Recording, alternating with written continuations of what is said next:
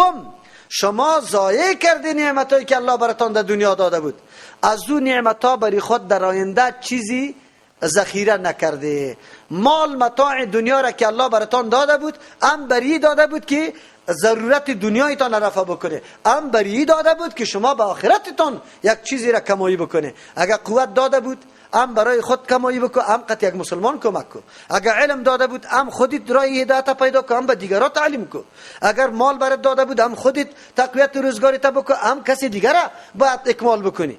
الله همه نعمت‌ها را براتون داده بود به خاطر که یک چیزی حسی آخرت هم برای خود کمایی کنی، لیکن شما این را نادیده گرفته، هیچ چی نکرده، اما طور گذاشته. از او خاطر آلی عذابی هونه بچشه. واذکر اخا عاد، یاد کوی پیغمبر علیه السلام برادر عادیا را، از انذر قومه، در آن وقتی که قوم خدا بیم داد بالاحقاف، در مقام احقاف، اونمو جایی که در بین یمامه و عمان قرار داره. بعضی میگه که نه، چیسته در بین بحرین و حضرموت قرار داره، بس منطقه است که ریگستان واری بوده او قوم عادیا در اونجا آباد بود. الله تبارک و تعالی میگه ای اهل مکه را برشان یاد کو که آیا عادیا خیلی تنومند و قوت داشتن یا شما. وارخو الله بنابر سرکشیشان به عذاب مبتلا کرد. شما چقدر هستی؟ چقدر جرأت و قوت داری؟ وقد خلت النذور، یقینا پیش تیر شده بود بیم دهندگان که انبیاء علیهم السلام است، من بین یدای، پیش از روی ازیا، و من خلفی، یعنی بعد از پیش روی بعد از رویشان، یعنی پیش و پشت سرشان. اینمی قسم انبیاء علیهم السلام تیر شده بود. الله تعبدوا الا الله، هر پیغمبر امی آواز داشت و امی ندایش بود. الله تعبدوا، که عبادت نکنه، الا الله، بجز از یک الله، یک الله را عبادت کنه، امی دعوا بود. انی اخاف علیکم، من میترسم بالایتان عذاب یوم عظیم، از عذاب روز بزرگ. اگر شما قبول نکنی عبادت الله را، عذاب بزرگ آمده نیست. قالو، گفتن اجئتنا لتافکنا، الله بیان میکنه که کدام گپا را به پیغمبری خود پیش کرده بودن، مثل که مشرکین مکه آلی پیش میکنه. گفتن اجئتنا، تو آمده لتافکنا که ما را باز داری، بگردانی عن آلهتنا، از معبودای سابقی ما، از دین سابقی ما. فاتنا بما تعدون، دستت خلاص بیار بر ما به او عذابی که وعده میکنی امرای ما. ان کنت من الصادقین، اگر راست میگی. مردم آنقدر سرکش شد که حتی دایی آماده شدن که برو عذابی تو را ما نمیترسیم بیاری امروز. چرا تو آمده ما دین سابقی خدا اله بکنیم، معبود سابقی خدا؟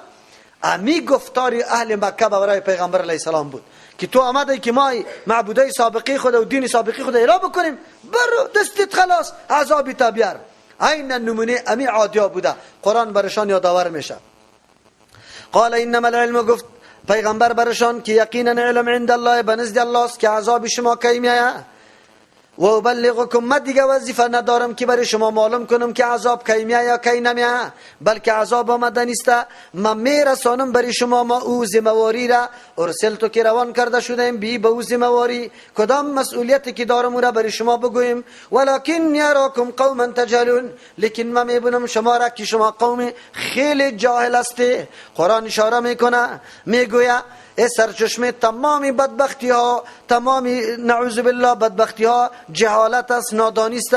این مردمی بودن که از علم کار نمی گرفتن، نعوذ بالله، نمی گفتن که کدام دینه ای بر ما آورده، این دین بر ما چی پیام داره، چی ثمرات داره. هر انسان باید بیاندیشه، لیکن یا نمی اندیشیدن، فقط مغرور بودن که دین سابقی ما خوب است. این کلش جهالت است. این جهالت امروز در جامعه امام حاکم است. مردم که میگی قرآن اینطور میگه برو مالی امو طریق سابقای خدا اله کدنی نیستیم. از روی چی میگه؟ شما بگوی. از روی جهالت نمیدانه، اگر بدانه این کارو نمیکنه.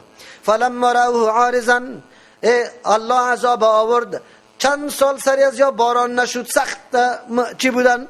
تشنه باران بودن. ابرا پیدا شد، یک دم خوشحالی، سر و صدای خوشحالی در بین از یا پیدا شد.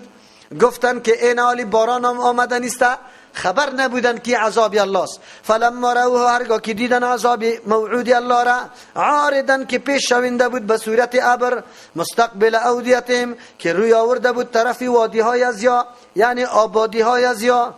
قالو، گفتن هذا این ابر عارض، هذا عارض یبرس ممطرنا که بارنده است بر ما، سر ما باران میاد. الله میگه بل هو مستعجلتم، بلکی ابری بارانی نیست، بلکه ما او عذابی است، هو ما امو عذابی است، استعجلتم بهی که شما با جلتی طلب کردی امو عذابه.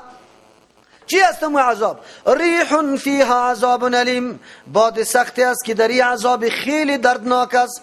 تدمر کل شیء، که هلاک میکنه تمام چیزا را به امر ربها، به فرمان پروردگارش.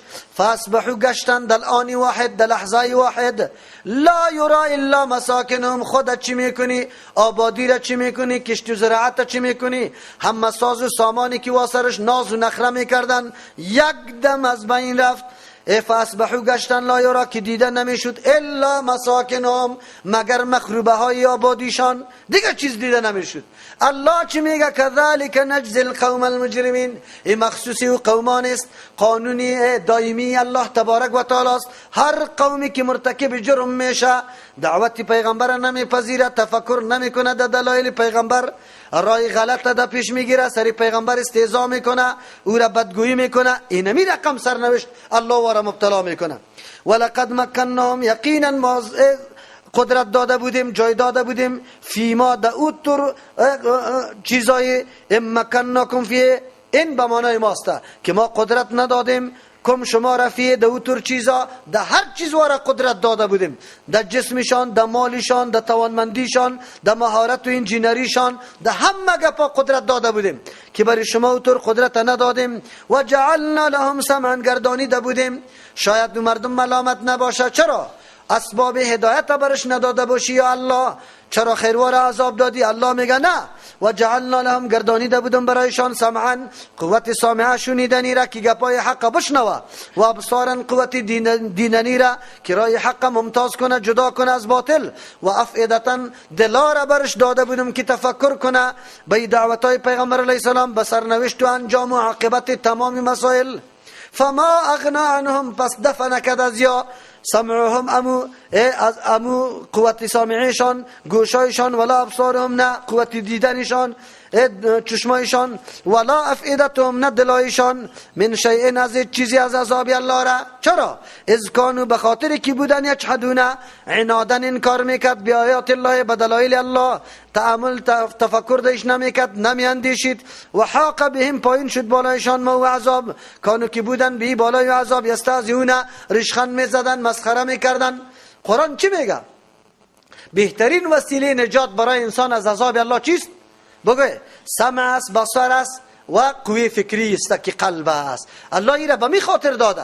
بله آیات الله را کتاب الله را بشنو و گوشید، با چشم خود ببی حقایق و با دلت بیاندیش، فکر بکو که کدام چیز حقیقت داره کدام نه. ایر الله برای تو داده که تو توسط یزورای حق و باطل تمیز بکنی، جدا بکنی. لیکن توستی که امیر ضایع میکنی. قرآن دا عمر نمیشنوه، حقیقت گروپی واقعی را، گروپی که واقعا مؤمن است واره عمل کردیشه، چیستا کردارش نمیبینه که یاران کدامش حق است کدام باطل، تأمل خودش نداره. ولقد اهلكنا ما حولكم، یقینا ما هلاک کردیم گرد بر شما را، من القرى، از قریه ها را، و صرفنا الآیات، بار بار بیان کردیم نشانه های قدرت خدا، دلایل یکتاپرستی خدا، لعلهم، مختلف عنوانا، لعلهم یرجعون، بخاطری که مردم باز بگرده از شرکشان، نعوذ بالله، از کفرشان. واقعا که قرآن یک پهلو را نمانده، به پهلوهای متنوع مزامت شرک بیان کرد، اثبات توحید الله را کرد، لیکن باز مردم هم میبینی که باز نمیگرده. فلولا نصرهم الذین، چرا امداد نکرد برای امرایشان امو معبودایشان، اتخذوا که جور کرده بودن، من دون الله، بغیر از الله، قربانا، ذریعه نزدیکت، آلهتا، که او را معبود ساخته بودن، این چیزایی که ذریعه نزدیکت بود. و چرا یارا نجات ندادن که وارا ذریعه نزدیکت برای معبودای خود ساخته بود؟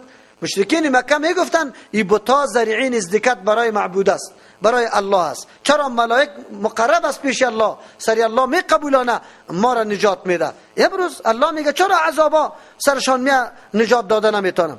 بل ضلوا عنهم، بلکه گم شدن از یا امو معبودایشان، و ذالک افکهم، اینمی نعوذ بالله معبودای باطل جور کردن، افکهم، دروغی خودشان است. و ما کانوا یفترون، و آن چیزی است که یا استن از جان خود جور میکنه، او را معبودی بر حق میدانه، قابل پرستش و حاجت روا و مشکل کشا میدانه، حالان که او طور نیست. و اصرفنا، چرا درس نمیگیره؟ جنیات ببینه که مکلف است، آیت بر ما ثابت میکنه جنیات هم تکلیف داره، مکلف هستن مثل انسان ها واره.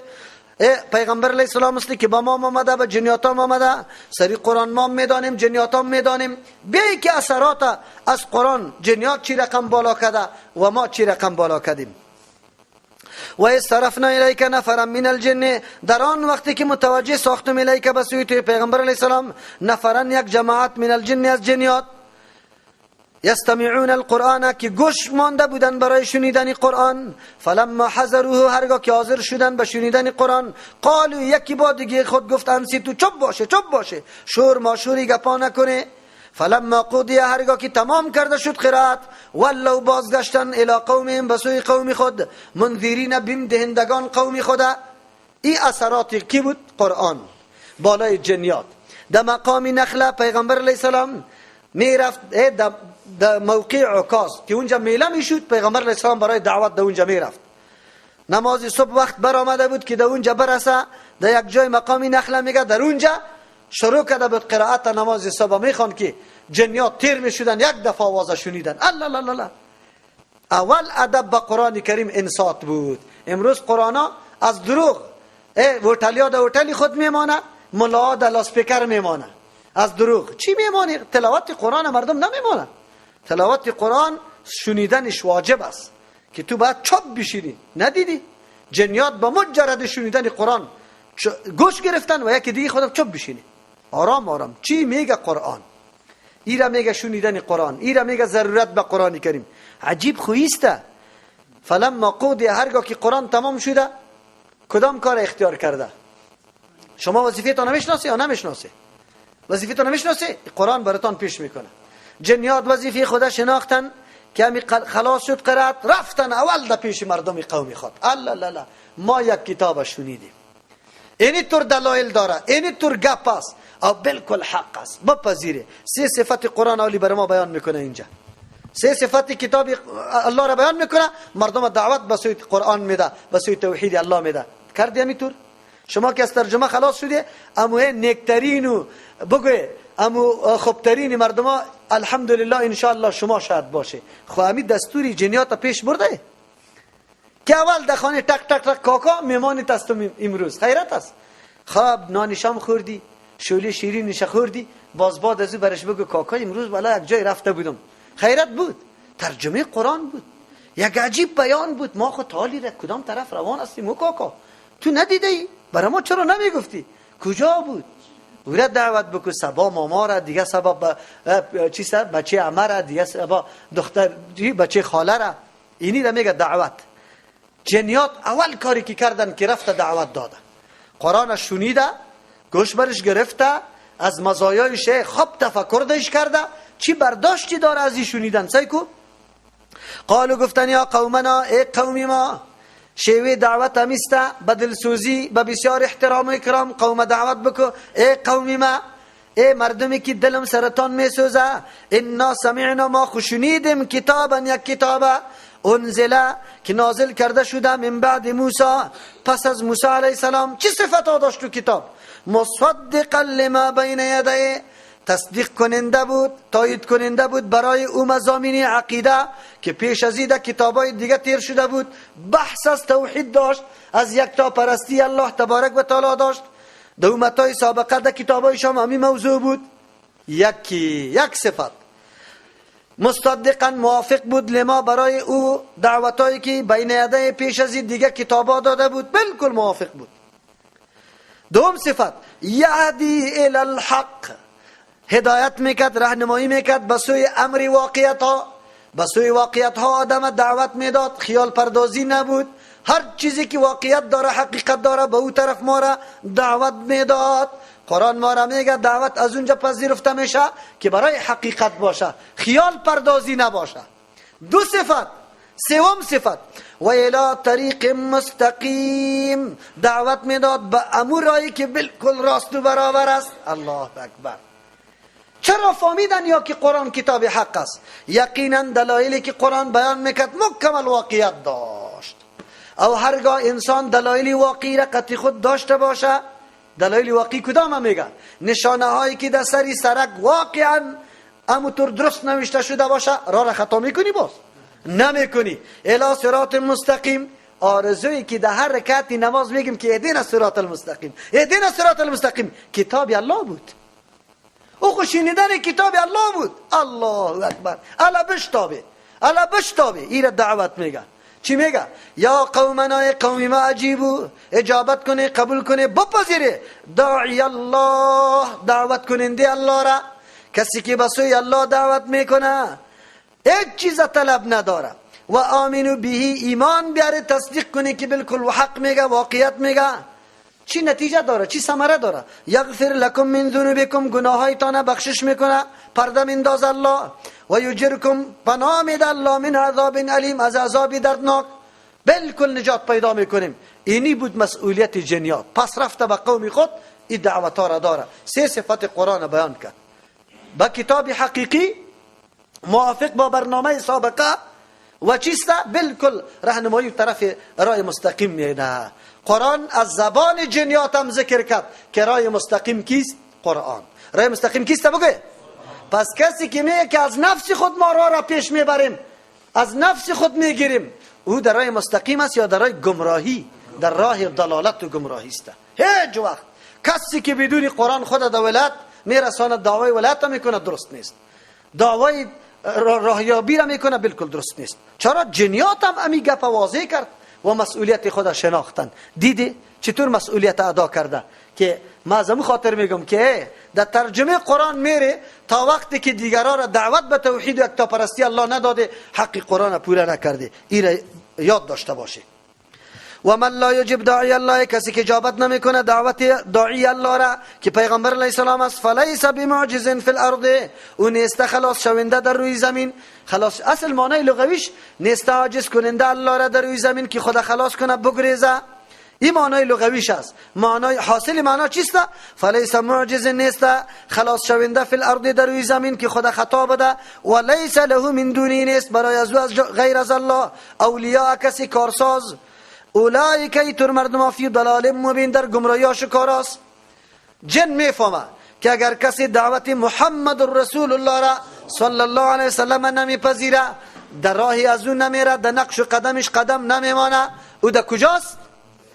در گمراهی آشکاراست. جن میگه، جن قدرگه پا میفهمه که فقط تابعداری پیغمبر راه سعادت و راه مستقیم است، با جز از او دیگر راه مستقیم وجود نداره. امروز ما چطور 20 دانه را پیدا کنیم؟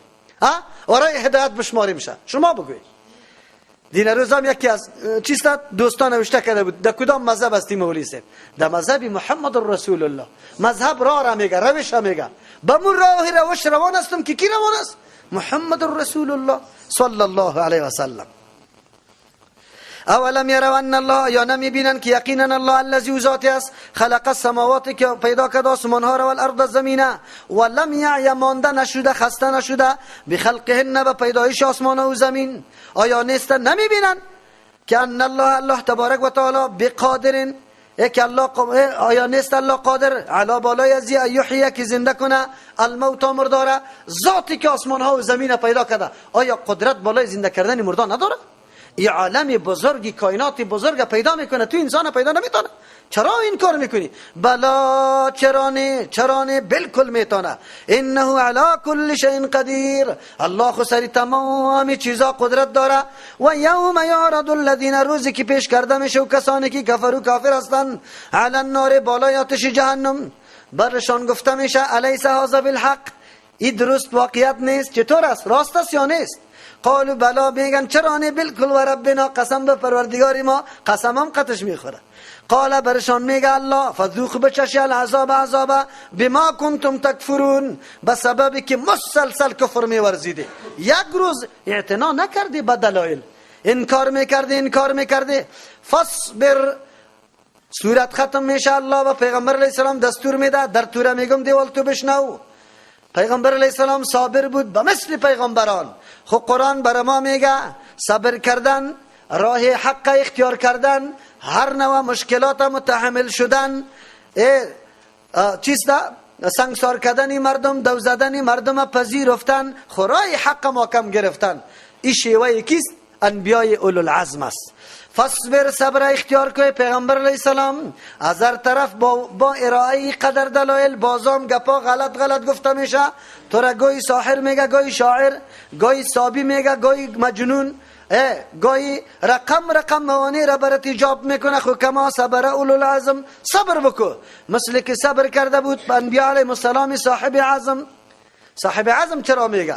کسایی که اراده قوی داشت، اراده قوی، تصمیم جدی داشت در مقابل همه انحرافات و همه مشکلات. از او خاطر 5 پیغمبر اولو العزم میگه کی؟ نوح، ابراهیم، موسی، عیسی، محمد صلی الله علیهم و سلم. اینمی مردم اولو العزم است. چرا؟ مشکلات زیاد متحمل شدن، عزم راسخ داشتن، جدیت و قاطعیت داشتن، همه مشکلات بگوی متحمل شدن. مثل که صبر کرده صاحب عزم من الرسول از انبیاء علیهم السلام. ولا تستعجل لهم، حوصله زیاد داشتن، زود که طلب عذاب نمیکردن برای قومی خود. ولا تستعجل لهم، عجلت بجلتی طلب نکو برای قومیت عذاب. کانهم یوم یرون، تو گویی که یا در روزی که ببینن ما آن چیزی را یعدون که امرایشان وعده کرده شده. لم یلبثوا الا ساعتا، درنگ نمیکنه مگر یک لحظه من نهار از روز.